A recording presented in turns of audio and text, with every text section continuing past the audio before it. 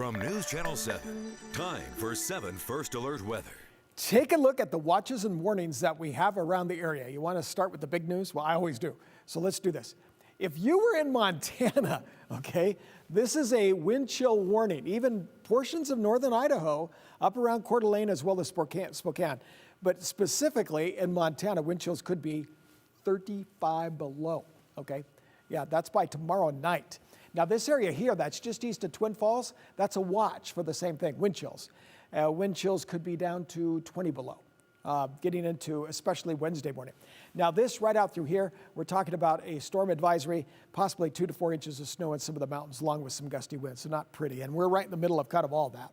So for tomorrow, take a look at some of these winds.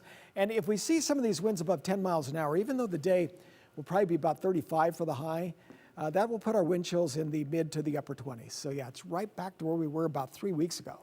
If you look at this, we've had some light snow around the area, so the futurecast is showing some clearing, but still some snow. There's about 2 o'clock tomorrow afternoon.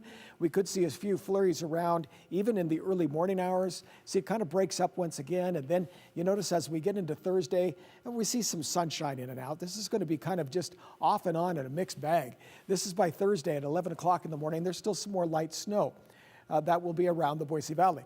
Now, here's literally what we're looking at here at our futurecast. And you'll see some snow that is moving down just to our south and even some spots into western Canyon County that had some rain showers. Okay, so I watched that today and saw some of those reports coming through. As we get a bigger picture here, let's go way up here. Cold air coming in from Canada, mainly the target, the wedge is right here in the Midwest. But colder air comes over this way, spills over the Rockies, and that's where we get some of that cold air and some of the winds and the wind chill. So this continues, I think, at least through Friday. And then by the time we see the storm system out through here, which does happen to have some moisture with it, but the problem with it, against some of the high pressure, that's going to be moving to our north.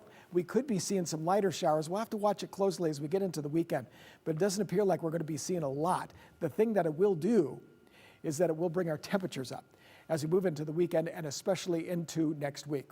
We'll get to that in our 7-day forecast. So for tomorrow, temps will be mid-20s around the Magic Valley. Look at some of the lows.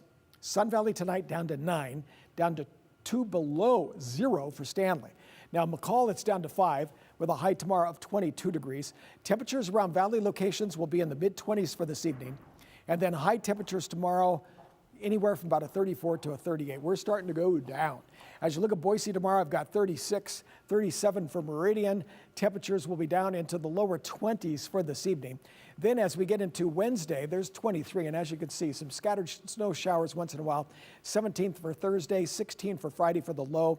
In fact, it wouldn't be out of the question to see the low temperature down around 10. And even some wind chills down around the single digits or getting closer to 5, 4, that sort of thing as we get into Thursday and Friday morning.